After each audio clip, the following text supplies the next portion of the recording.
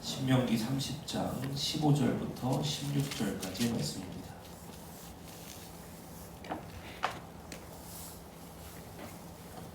다 찾으셨으면 한 목소리로 우리 합독하도록 하겠습니다. 시작. 보라, 내가 오늘 생명과 복과 사망과 화를 네 앞에 두었나니 곧 내가 오늘 네게 명령하여 네 하나님 여호와를 사랑하고 그 모든 길로 행하며 그의 명령과 규례와 법도를 지키라 하는 것이라. 그리하면 네가 생존하며 번성할 것이요 또 내 하나님 여호와께서 네가 가서 차지할 땅에서 내게 복을 주실 것이니라. 신명기 30장 15절에서 16절은 신명기의 결론과 같은 그런 말씀입니다. 또 제목을 안 읽었네요. 어제랑 똑같이. 제목 같이 한번 읽어보겠습니다. 시작. 성령으로 이루는 부르심. 아멘. 신명기 30장 15절에서 16절은 이 신명기의 결론이라고 할 수가 있습니다. 결국에는 신명기는 이 30장 15절에서 16절 요 메시지를 이제 하고 싶은 거예요. 40년 광야를 지나서 이제 가나안 목전에 있는 이 모압 평지에 선 사람들에게 이제 모세도 함께하지 못하는 그러한 일들을 앞두고 있는 자들에게 신명기는 이제 6장에서 굉장히 중요한 말을 하죠. 6장 4절에서 9절이 이 신명기의 핵심과도 같은 말씀이거든요. 6장 4절에서 9절 말씀처럼 여호와를 경외하고 하나님을 사랑하고 이웃을 사랑하라는 그 말씀을 지켜 행하라. 이것을 이제 가르치고 이제 선포를 하죠. 그리고 나서 이제 실제적으로 어떻게 살아가야 될까 하는 것을 이제 10계명을 다시 가르치면서 이제 큰 명령을 주시고 그 다음에 세부 명령들 뭐 안식일을 어떻게 지킬 것인지 뭐 이런 것들이 있잖아요. 그게 이제 길게 나오는 게 이게 신명기입니다. 그래서 신명기는 처음으로 이제 하나님을 사랑하고 이웃을 사랑하라. 그것을 신명기 6장 3절부터 이제 9절까지 이제 듣고 행하라. 이제 이런 말씀을 주면서 이제 신명기 아주 핵심적인 말씀을 주고 그 다음에 큰 명령인 10계명을 다시 가르치고 세부 명령인 이제 세부적인 명령들을 이제 다시 이제 가르치고 이제 나아갑니다. 그게 신명기 6장 이후에 27장까지의 내용이에요. 굉장히 길죠. 27장까지 내용을 이제 전하고 28장에 들어가서는 그리심산과 에발산에 올라가서 이제 축복과 저주를 이제 선언을 합니다. 그래서 이 말씀대로 복이 있을 거고 말씀대로 저주가 있을 것이니 이제 삼가 듣고 이 복을 향해 나아가라. 이제 이걸 선언을 하죠. 두 산에서. 그런 다음에 이제 29장에 들어가서는 그 모압 땅에 들어가선 사람들과 함께 하나님께서 다시 언약을 갱신을 하셔요. 이렇게 언약을 이제 갱신을 하십니다. 그래서 이 약속은 이제 너희들에게 이제 영원히 이루어질 것이다. 그래서 하나님께서 너희에게 명하신 대로 이제 될 것이다. 그러니까 너희도 잘 따라와라. 이게 약속이잖아요. 그걸 이제 29장에서 언약 갱신을 하고 이제 30장에서 이제 마지막 말씀을 어떻게 보면 가르치시는 거예요. 그런 다음에 이제 31장에서 여호수아 세우고 그 다음에 이제 모세가 또 뭐 축복도 하고 이스라엘 축복도 하고 마지막에 모세가 죽는 것으로 이제 신명기가 끝이 납니다. 그러니까 어떻게 보면 이 30장 15절에서 16절 우리가 마지막 요 새벽의 날에 다루는 요 말씀이 이제 오늘 저녁에 다룰 말씀은 이스라엘 향한 그 마지막 축복에 대한 이제 하나님께서 모세를 통해 축복을 하는 그런 장면이고 어떻게 보면 가르침에 관련해서는 이제 오늘 새벽에 요 말씀이 신명기 전체에 어떻게 보면 마지막 가르침과 같은 그런 말씀이란 말입니다. 그러니까 결국 신명기는 여기까지 달려오면서 이 말씀을 하고 싶은 거예요. 이게 마지막인 거예요. 이 말을 결국 하려고 그 긴 시간 동안 요 신명기를 이렇게 1장부터 34장까지 이 긴 말을 하는 것입니다. 그럼 도대체 뭘 하려고 하는 말인지를 다시 생각을 해보면서 15절에서 16절을 한 번 더 읽어보세요. 그러면 아마 결국 이 말씀 하려고 그러시는구나, 이거를 우리가 깨달을 수가 있을 것입니다. 자, 같이 한 번 더 읽어보세요. 15절 16절 시작. 보라, 내가 오늘 생명과 복과 사망과 화를 네 앞에 두었나니 곧 내가 오늘 네게 명령하여 네 하나님 여호와를 사랑하고 그 모든 길로 행하며 그의 명령과 규례와 법도를 지키라 하는 것이라. 그리하면 네가 생존하며 번성할 것이요 또 네 하나님 여호와께서 네가 가서 차지할 땅에서 네게 복을 주실 것입니다. 이 말씀을 하고 싶으신 거예요. 그러면은 결국에는 하나님께서 하신 말씀이, 자 봐라, 생명과 축복, 화와 저주가 네 앞에 있다. 그러니까 너는 하나님의 말씀을 기준으로 생명과 복이 있는 그 길을 지켜서 행하라. 그리하면 네게 그 생명과 축복이 그대로 있을 것이니라. 그 땅에서 그 생명과 축복을 받을 것이다. 이렇게 말씀하시잖아요. 그러면은 요 복을 왜 받아야 되는지에 대해서는 창세기 12장 3절의 말씀처럼, 아브라함에게 주신 언약처럼, 아브라함아 너를 통하여 내가 큰 민족을 이루고 그 큰 민족을 통해서 창세기 12장 3절에 온 열방이 복을 얻게 될 것이다. 그죠? 그걸 위해서 하나님께서는 첫 번째로 12장에서 큰 민족에 대한 약속을 주시고 창세기 15장에서는 땅에 대한 약속을 주신다. 그럼 이걸 다 합쳐보세요. 그럼 하나님의 계획은 이스라엘, 아브라함을 통해서 아브라함을 부르시고 아브라함을 통해서 이스라엘이 되게 하시고 민족, 근데 그 민족을 통해서 열방의 모든 민족을 구원하길 원하시는 게 하나님의 목적인 거예요. 그러기 위해서 하나님이 주신 약속이 아브라함에게 큰 민족을 내가 되게 하겠다. 그리고 그 민족이 번성할 땅을 주겠다. 그러면은 그 두 개를 이루심으로 말미암아 최종적으로 이루려는 약속이 뭐예요? 너를 통해서 열방이 복을 얻게 하겠다. 그죠? 그러면은 신명기 30장 오늘 15절에서 16절에서 생명과 축복, 화와 저주가 네 앞에 있다. 그러니까 너는 그 땅에 들어가서 번성하기 위해서 생명과 축복을 택하라. 그러면 생명과 축복을 가리키는 그 길은 뭐냐? 그게 하나님의 말씀이다. 그러니까 신명기에서 너는 이 말씀을 삼가 듣고 지켜 행하라.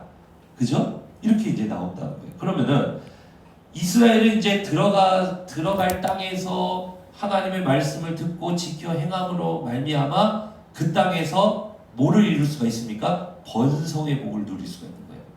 그러면 그거를 이스라엘, 와 너네 번성의 복 누리고 야 나 진짜 좋은 신이지 이렇게 말씀하려고 하시는 게 아니라, 너네가 이 번성의 복을 얻음으로 말미암아 온 민족을 놀라게 하라는 거예요. 그죠? 이번에 새벽에 여러분 그 주제가 나왔죠? 온 민족이 깜짝 놀라게 하라는 거예요. 야, 이 민족은 누구냐? 이 하나님이 함께 하시는 이 민족은 누구냐? 하라는 거예요. 그러므로 말미암아 온 열방을 어떻게 하라는 거예요? 복으로 인도할 그러한 복의 번성을 그 땅에서 갖추라는 거예요. 그 목적까지 이제 나아가야 되는 거예요. 그러니까 오늘날로 적용하면 우리도 똑같다 이겁니다. 우리도 하나님께서 왜 교회로 부르셨습니까? 교회로 부르신 거는 우리 하나님이시죠? 그죠? 예, 그럼 은혜로 우리를 교회로 부르신 다음에는 그냥 우리가 교회 안에서 야 신난다 이게 아니라, 교회로 부르셨다라는 거는 부르심의 사명이 있다라는 거예요. 그 사명은 뭐냐면은 마태복음 28장 18절 20절, 너는 모든 민족을 제자로 삼아 아버지와 내가 성령의 이름으로 침례를 주고, 그죠? 내가 너의 분부한 모든 것을 가르쳐 지키게 하라. 침례를 줄 때 그 사람이 예수님을 믿고 어디로 돌아온다는 거예요? 하나님 나라로 돌아온다는 거잖아요. 침례를 받는다는 거. 그럼 그 사람이 어떻게 됩니까? 하나님 나라로 돌아오는 복을 얻게 되죠. 그죠? 네, 그렇게 복되게 하는 거예요. 그런 다음에 그들이 그 하나님 나라의 복을 충만하게 누리고, 또 그들이 예수님을 따르는 제자가 되게 하고, 또 다시 세상에 나가서 그러한 사도적 리더의 사명을 감당할 수 있도록 가르쳐 지키게 하라. 그죠? 그러다가 이제 예수님이 마지막 날 우리에게 오시면, 그때는 완성된 하나님 나라를 가지고 이제 오셔서 온 세상을 새롭게 하시니까, 이제는 그때부터는 더 이상 사명이 없고, 이제는 그때는 뭐만 있습니까? 하나님께 영광을 올려드리는 목적만 이루면서 이제 영원히 그 땅에서 복되는 이제 그렇게 마무리가 되는 거죠. 그러면은 그날이 오기 전까지는 우리가 이 땅에 살아가는 동안 우리가 이 부르심의 사명을 이루려면은 신명기 말씀과 같이 우리에게도 뭐가 필요해요? 복이 있어야 된다는 거예요. 그래야 사명을 이룰 수 있다는 것입니다. 그러기 위해서 신명기는 오늘 우리에게 이렇게 결론을 내죠. 삼가 듣고 지켜 행하라 이렇게 말합니다. 저 우리 브레센터교회 성도님들이 이러한 복을 받으시기를 주님의 이름으로 축원합니다. 그러면은 이 새벽에 결론적으로 우리 신약을 살아가는 우리 성도들에게는 과연 이 말씀이 도대체 뭐 어떻게 결론을 낼까? 11절에서 오늘 말씀이 15절에서 16절이잖아요. 그런데 11절에서 14절을 한번 읽어보시면 왜 우리는 구약에 대해서 오해하는 것 중에 하나가 왜 하나님은 지키지도 못할 법을 주셨을까? 왜냐하면은 그 구약에 대한 우리가 흔한 이 생각이 이 신약 성경이 우리가 있으니까 그죠? 신약 성경에 보면은 죄 아래에 있는 자들에게 율법을 줘도 율법을 이룰 수 있다 그래요? 없다 그래요?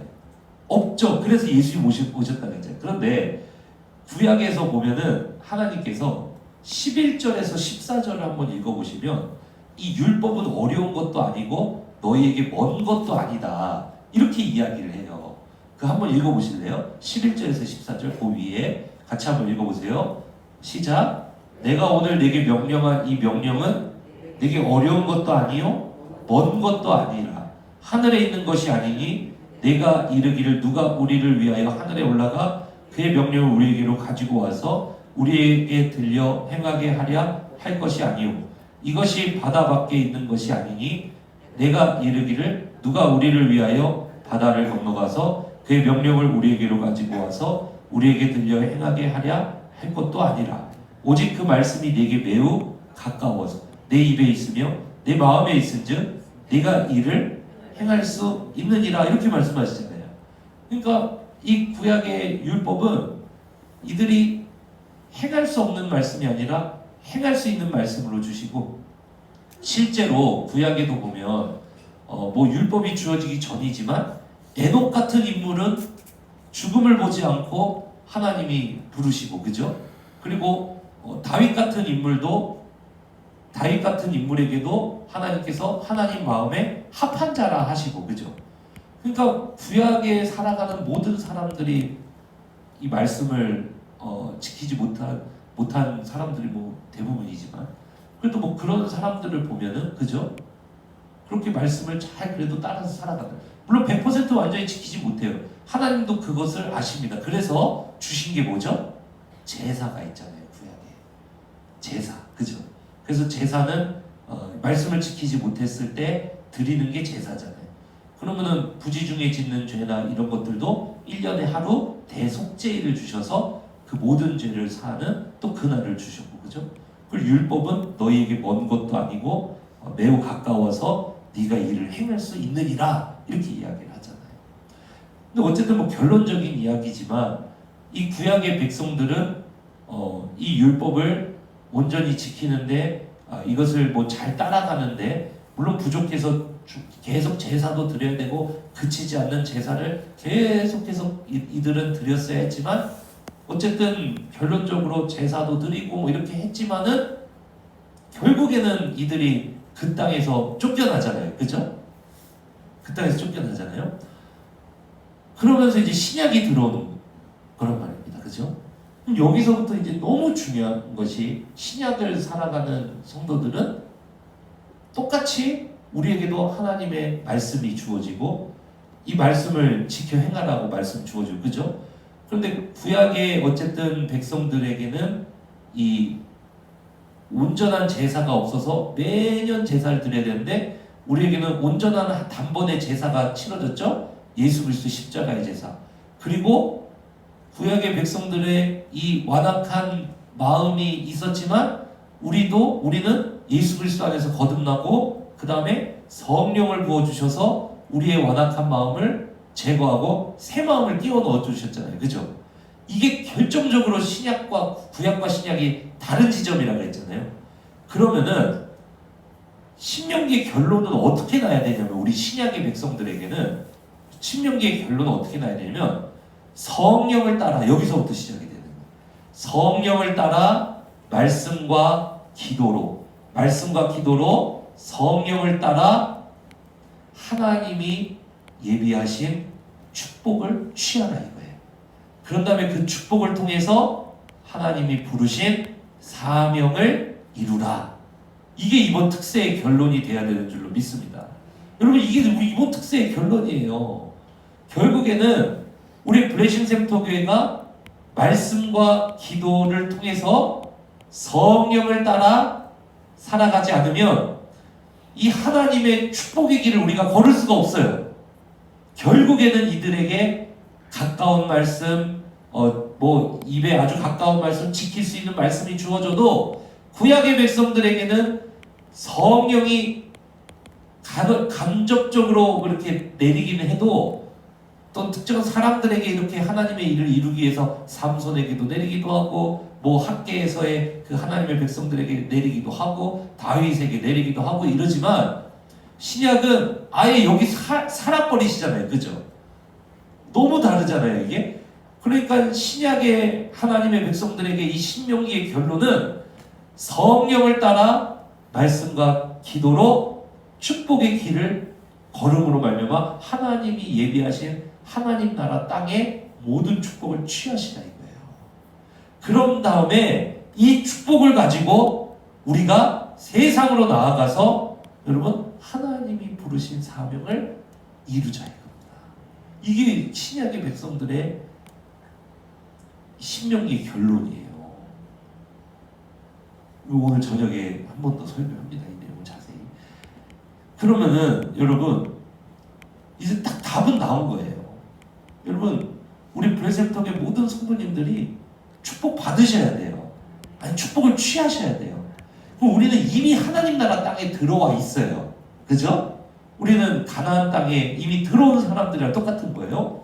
그러면은 이 땅에서 하나님도 마찬가지로 이 신명기 말씀 우리에게 주셨기 때문에 이제 우리는 이 구약의 백성들과 달리 우리에게는 성령께서 내주하고 계시기 때문에 우리는 이제 성령을 따라서 말씀 충만한 사람 그리고 기도 충만한 사람. 그래서 어제 말씀 여러분 기억나시죠? 그래서 늘 주님이 기뻐하시는 길로 우리가 지혜롭게 걸어갈 때 우리 삶에 자동적으로 이루어지는 게 무엇이냐면은 그게 바로 하나님의 복이라는 것입니다. 그렇게 나아가는 거예요. 그래서 사도행전을 보면은 성령을 따르는 사람들이 환난당하고 고통이 없는 건 아니에요. 그죠? 그러나 어떻게 됩니까? 뚫고 가버리죠. 뚫고 가버리죠. 폭풍우가 없는 건 아니에요. 그러나 어떻게 돼요? 뚫고 가버리죠. 결국에는 하나님의 목적지에 도달해버리죠.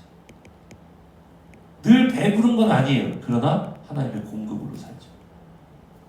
늘 사역의 현장에서 하나님의 놀라운 역사를 체험하죠. 그렇게 나아가잖아요. 사도행전에 보면. 우리도 그럴 수 있다는 거예요. 사도행전에 말하는 것처럼 오직 성령이 너에게 임하시면 너희가 권능을 받고 예루살렘 온 유대와 사마리아 땅까지로 내 증인이 되리라. 성령의 역사하심이 우리 삶에 여전히 나타날 수 있다는 사실을 믿으시길 축복합니다. 아멘. 결론은 딱 그건 거예요. 우리가 성경책 한 권의 사람이 돼야 되고 기도 방석 한 장의 사람이 돼서 결론적으로는 성령을 따르는 인생이 되라. 하나님의 목적을 이루는 그러한 성도가 될 수 있다. 이게 신명기 결론을 딱 마지막 메시지로 주님께서 이렇게 내버리고 그냥 신명기가 끝나버리는 거예요. 신약의 성도들은 신명기를 우리가 이렇게 받아서 이익을 하는 것입니다. 여러분 말씀을 맺으려고 합니다. 우리 블레센터교회 성도님들은 올 한 해 어떻게 살아가길 원하십니까? 아니 여러분 평생에 어떻게 살아가길 원하십니까? 결국에는 성령을 따르는 사람이 되려면 성경책 한 권, 기도방석 한 장의 사람이 돼야 돼요.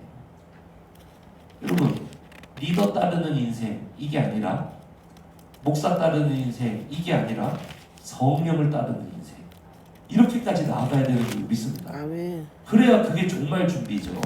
저는 항상 종말을 생각해요.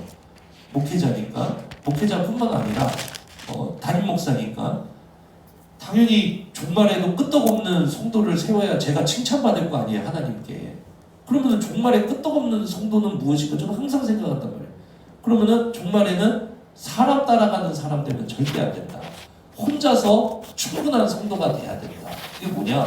성경책 한 권, 기도방송 한 장만 있으면 종말 준비 끝난 성도가 되는 게 제가 하나님께 칭찬받을 일이라고요. 그게. 그러면은 제가 그게 하나님께 온전한 성도 세웠다 이렇게 칭찬받을 일이라고요. 그러니까 저는 항상 그 생각을 해요. 그럼 그게 뭐냐? 결국에는 성경책 한 권, 기도방송 한 장 가지고 성령을 따를 수 있는 사람이 되면 그러면 여러분의 종말 준비도 끝난 겁니다. 여러분의 가정도 책임이 질 수 있게 되는 거고, 여러분이 있는 어느 곳에서든 하나님 영광 받으시고 사명 이룰 수 있는 그러한 사람이 되는 줄로 믿습니다. 그럼 부르심 사명 다 한 거죠.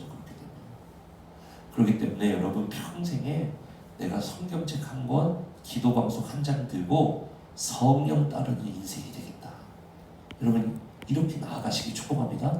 네, 그러면 나머지 축복은 자동으로 이루어진다. 그거는 자동으로 이루어지는 거예요. 그래서 성경에 보면 축복은 내가 구해서 받는 것이 아니라 자동으로 이루어지는 개념으로, 부어지는 개념으로, 그냥 그 길을 걸어가면은 늘 얻는 개념으로 그렇게 성경에서는 이야기를 하는 거예요. 네, 그러니까 축복에 초점을 맞추지 말고 성령을 따르는 사람의 초점을 맞추자. 아멘. 거기에 초점을 맞추십시오. 아멘. 그러면 축복은 따라온다. 성경책 한 권, 기도방송 한 장 들고 성령을 따르는 인생이 되면 그러면은 된다. 그러면은 하나님께서 복의 길을 걷게 하시고 그 복 가지고 사명 이룰 수 있다. 이 신명기 이렇게 하고 끝난다 이거예요. 그런 성도 되시기를 주님의 이름으로 축원합니다. 아멘. 우리의 시간 기도하겠습니다. 살아계신 하나님,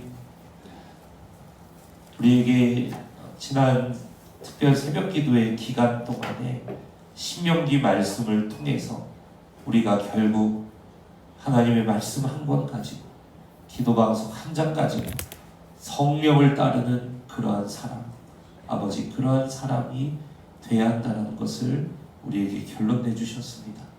하나님 아버지, 그 길의 축복은 자연스럽게 따라오는 것이니 우리가 축복에 초점 맞춰 살아가는 것이 아니라 성령을 따르는 인생에 초점을 맞춰서 아버지 좌로나 우로나 치우치지 않고 말씀의 길 오직 성령 따라 걸을 수 있는 그러한 복된 인생 되게 하여 주시옵소서.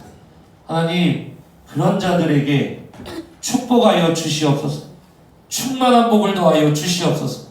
그러므로 말미암아 온 세상이 살아계신 하나님의 복을 그 성도와 가정에 이루어지는 일터에 이루어지는 하나님의 놀라운 축복을 보고 하나님을 두려워하며 쫓아오게 하여 주시옵소서.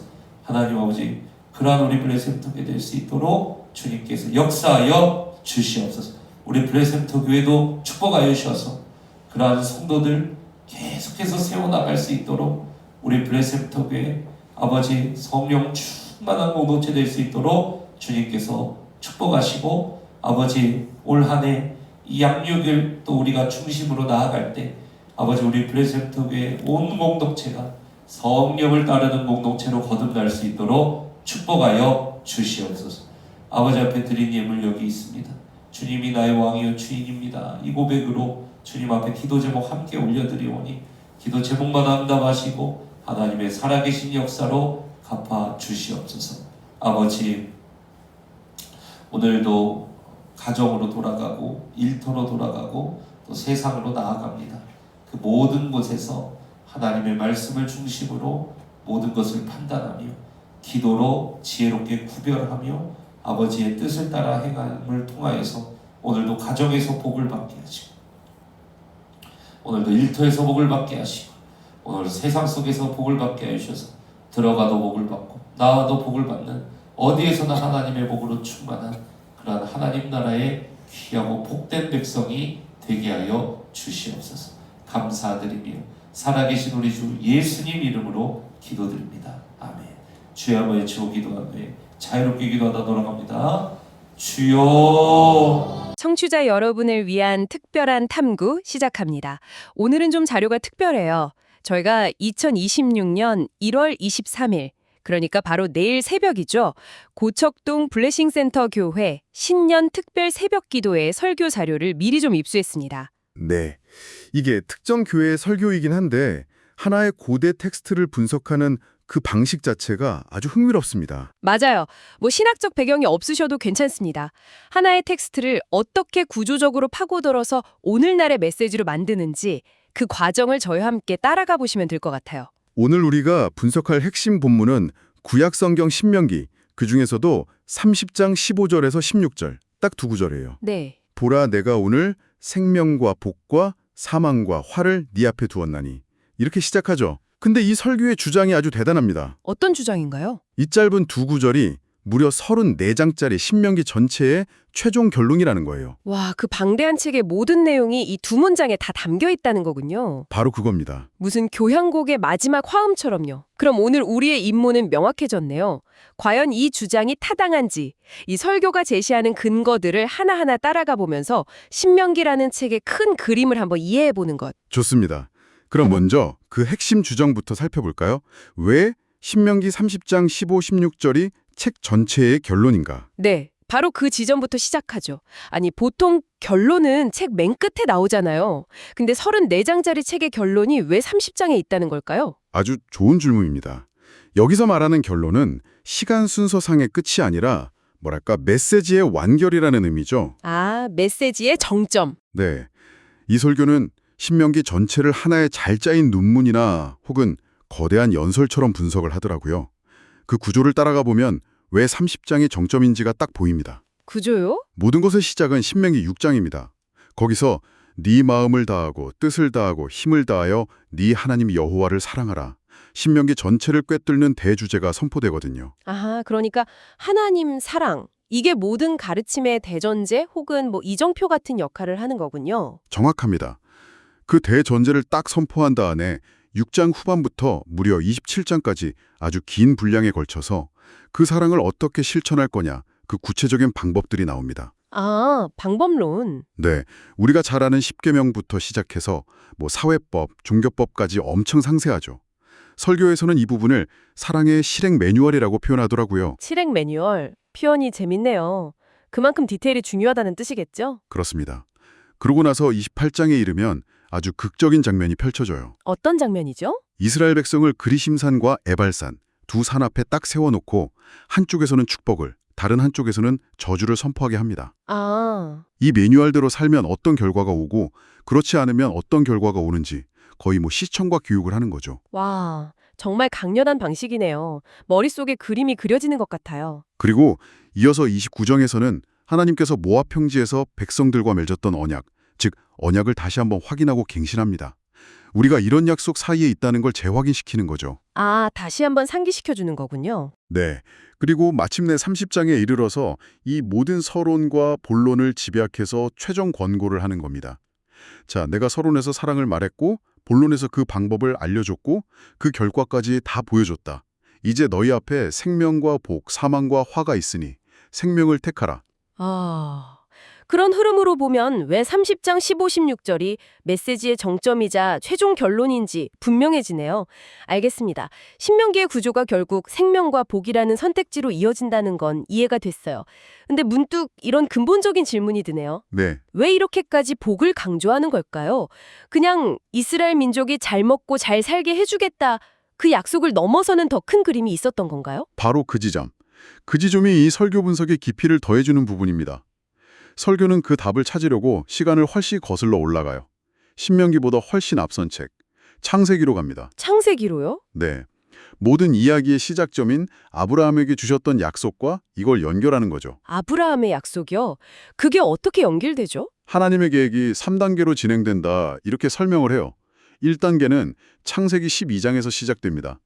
아브라함이라는 한 사람을 불러서 내가 너로 큰 민족을 이루게 하겠다고 약속하세요. 한 사람에서 시작해서 민족을 이루는 단계. 네. 그리고 2단계는 그 민족이 살아갈 땅을 약속하시는 겁니다. 이 민족이 번성할 수 있는 가나안 땅을 주겠다. 자, 그럼 마지막 3단계. 최종 목표는 무엇이었을까요? 글쎄요. 그 땅에서 영원히 행복하게 사는 것 아닐까요? 그게 끝이 아니라는 겁니다. 아, 최종 목표는 바로 이것입니다. 땅의 모든 족속이 너로 말미암아 복을 얻을 것이니라. 즉 이스라엘이라는 민족의 번성을 통해서 주변의 모든 민족이 복을 받게 하는 것. 이게 하나님의 궁극적인 계획이었다는 거죠. 와, 이건 생각의 스케일이 완전히 달라지는데요. 그럼 이스라엘이 신명기 말씀에 순종해서 받는 복이 자기들만을 위한 게 아니었다는 뜻인가요? 바로 그겁니다. 이스라엘의 번영과 축복은 그 자체로 주변 민족들에게 보내는 일종의 쇼케이스이자 증거가 된다는 해석이에요. 쇼케이스요? 네. 주변 민족들이 풍요롭고 정의로운 이스라엘 사회를 보면서 저 사람들은 대체 어떤 신을 섬기길래 저렇게 복을 받지? 저들의 삶의 방식은 뭐지? 이렇게 궁금해하게 만드는 것. 아, 그것이 바로 축복의 더 큰 목적이었다는 거죠. 흥미로운 관점이네요. 근데 그게 좀 위험한 생각은 아니었을까요? 만약 이스라엘이 실패해서 벌을 받으면 주변 민족들한테는 오히려 저들의 신은 힘이 없나 보다 이런 역효과를 낼 수도 있었을 텐데요. 정확한 지적입니다. 그리고 실제로 이스라엘의 역사가 바로 그 위험성을 직면했죠. 그렇죠. 그들의 실패가 하나님의 실패처럼 보이기도 했으니까요. 하지만 그 실패조차도 더 큰 계획의 일부였다는 게 성경 전체의 이야기입니다. 이 부분은 잠시 후에 다시 다루게 될 거고요. 어쨌든 구약 시대의 계획은 이스라엘이라는 샘플을 통해서 하나님의 복이 온 세상으로 흘러가는 통로를 만드는 것이었다. 이게 이 설교의 핵심 분석입니다. 잠깐만요. 이 부분은 꼭 짚고 넘어가야 할 것 같습니다. 설교에서 신명기 30장 11절을 인용하면서 이 명령은 네가 행할 수 있다고 했다면서요? 아니 저는 평생 율법은 인간의 힘으로는 절대 지킬 수 없는 것이고 그래서 우리에게 구원자가 필요했다고 들어왔거든요. 그렇죠. 보통 다 그렇게 생각하죠. 근데 이 설교는 완전히 정반대의 주장을 하는 거잖아요. 이건 정말 큰 인식의 전환인데요. 네. 바로 그 부분이 이 설교의 가장 도발적이면서도 중요한 지점입니다. 우리는 흔히 율법은 지킬 수 없는 것, 이 등식을 당연하게 생각하는데 이 설교는 텍스트 자체에 집중해요. 성경 스스로가 이건 어려운 것도 아니고 먼 것도 아니다. 내 입에 있고 내 마음에 있으니 네가 행할 수 있다고 분명히 말하고 있다는 거죠. 율법이 처음부터 인간을 좌절시키려고 만든 함정이 아니었다는 겁니다. 그럼 구약시대 사람들은 정말로 율법을 다 지킬 수 있었다는 말인가요? 완벽하게는 아니었댔죠. 하지만 다윗처럼 하나님 마음에 합한 자로 인정받은 인물들이 분명히 존재했습니다. 중요한 건 하나님도 인간의 연약함을 아셨다는 거예요. 아, 그렇죠. 그래서 100% 완벽하게 지키지 못했을 때, 그러니까 부지 중에 죄를 짓거나 실수했을 때를 대비해서 안전장치를 마련해 주셨습니다. 그것이 바로 제사제도입니다. 아, 제사제도가 일종의 보완책 혹은 해결책이었군요. 실패했을 때 다시 회복할 수 있는 길을 열어두셨다는 거네요. 그렇습니다. 행할 수 있는 명령과 실패를 덮을 수 있는 제사제도, 이 두 가지가 세트로 주어졌다는 겁니다. 그렇다면 질문이 생기죠. 할 수 있다고 했고 실패에도 방법이 있었는데 왜 이스라엘의 역사는 결국 실패로 끝났는가? 맞아요. 왜죠? 왜 그들은 나라를 잃고 뿔뿔이 쫓겨나야만 했는가? 이 거대한 역사적 실패가 바로 신약시대로 넘어가는 결정적인 배경이 됩니다. 그렇군요. 할 수 있다고 주어졌지만 결국 실패한 역사. 그 모순 속에서 새로운 시대가 필요하게 되었다 이런 말씀이시군요. 그렇다면 오늘날을 살아가는 우리에게는 무엇이 달라진 겁니까? 구약 백성들과 우리 사이에는 어떤 결정적인 차이가 있는 거죠? 설교는 두 가지 결정적인 업그레이드가 있었다고 강조합니다. 첫째는 온전한 제사입니다. 온전한 제사. 네, 구약시대의 제사는 죄를 지을 때마다 동물을 잡아서 피를 흘려야 하는 반복적이고 불완전한 것이었어요. 하지만 예수 그리스도의 십자가 사건을 통해서 단 한 번에 영원히 유효한 완전한 제사가 드려졌다는 겁니다. 아, 더 이상 반복적인 희생이 필요 없게 된 거군요. 그렇죠. 제사제도의 완전한 업데이트라고 볼 수 있겠네요. 그럼 두 번째는 뭔가요? 두 번째 변화가 훨씬 더 근본적이고 중요하다고 설교는 말합니다. 바로 내주하시는 성령입니다. 내주하시는 성령이요? 구약시대와 비교해서 그게 구체적으로 어떻게 다른 건가요? 비유를 좀 들어주실 수 있을까요? 예를 들면 외부에서 가끔 오는 컨설턴트랑 아예 내부에 상주하면서 같이 일하는 팀장의 차이 이런 건가요? 와, 완벽한 비유입니다. 딱 그거예요. 구약시대의 성령은 삼손이나 다윗 같은 특별한 인물에게 전쟁을 치르거나 성전을 짓는 것 같은 특별한 임무를 위해서 외부에서 임하는 힘이었습니다. 아, 외부 컨설턴트. 네, 프로젝트 끝나면 떠날 수도 있는. 하지만 신약 시대에는 모든 믿는 사람의 마음속에 성령이 아예 들어와서 사시는 내부 팀장이 되신다는 겁니다. 와, 그 차이는 정말 엄청나네요. 그렇죠. 이 내부 팀장은 단순히 일만 지시하는 게 아니고요.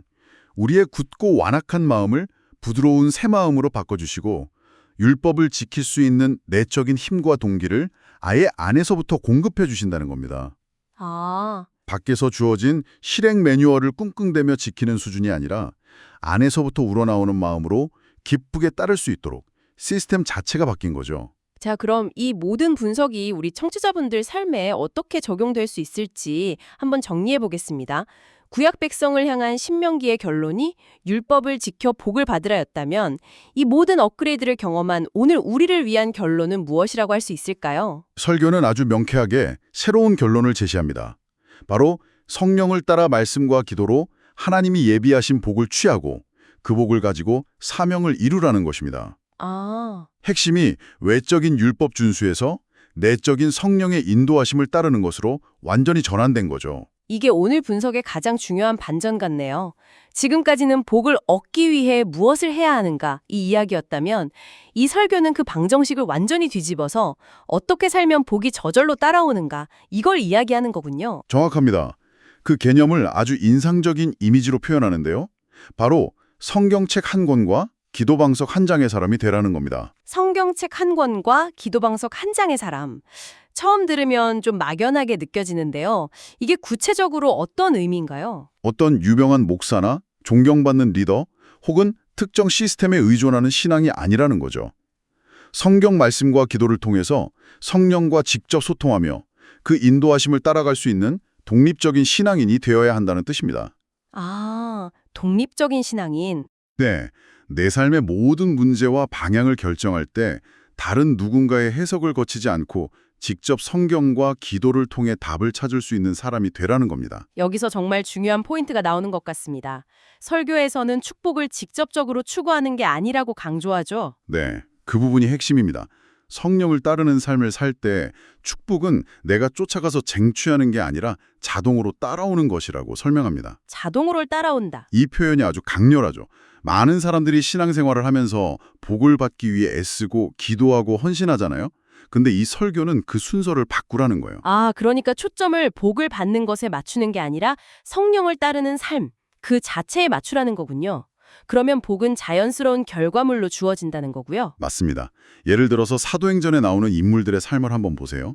그들의 삶에 고난이나 폭풍우가 없었나요? 아니죠. 엄청났죠. 네, 감옥에 갇히고 매를 맞고 죽을 고비를 넘겼습니다. 하지만 그들은 성령의 능력으로 그 모든 것을 뚫고 나아갔습니다.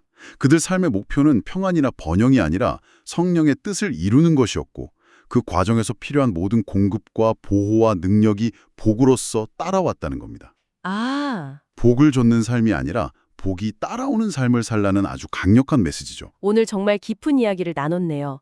신명기의 짧은 두 구절에서 시작해서 책 전체의 구조를 관통하고 축복의 참된 목적을 탐구하고 또 구약과 신약 시대를 가로지르는 핵심적인 신앙 시스템의 변화까지 짚어봤습니다.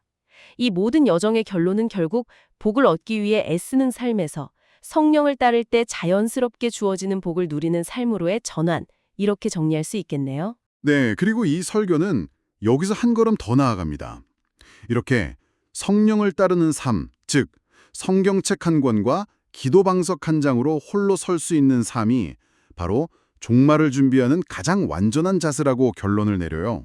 종말을 준비하는 자세요? 네, 앞으로 어떤 혼란한 시대가 오고 어떤 위기가 닥쳐도 외부의 시스템이나 리더가 무너질 때 흔들리지 않고 오직 하나님과 직접 연결된 사람, 그 사람만이 진짜 준비된 사람이라는 거죠. 마지막 메시지가 아주 묵직하게 다가오네요. 그래서 오늘 이 분석을 마무리하면서 청취자 여러분께 이런 질문을 좀 남기고 싶습니다.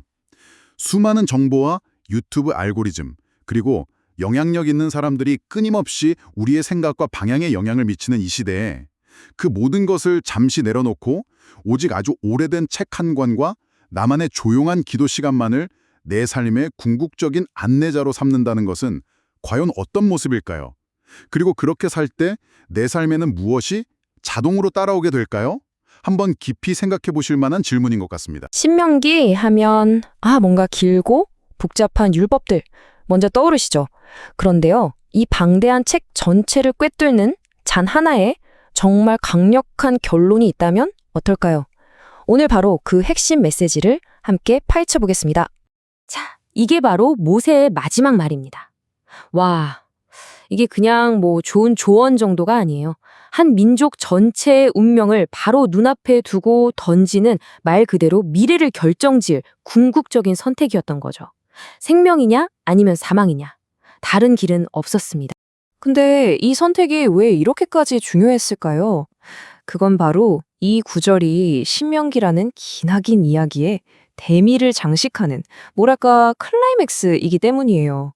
그동안의 모든 여정과 가르침이 전부 바로 이 한순간을 위해 존재했다고 해도 과언이 아니죠. 자, 이 여정을 한번 쭉 따라가 볼까요?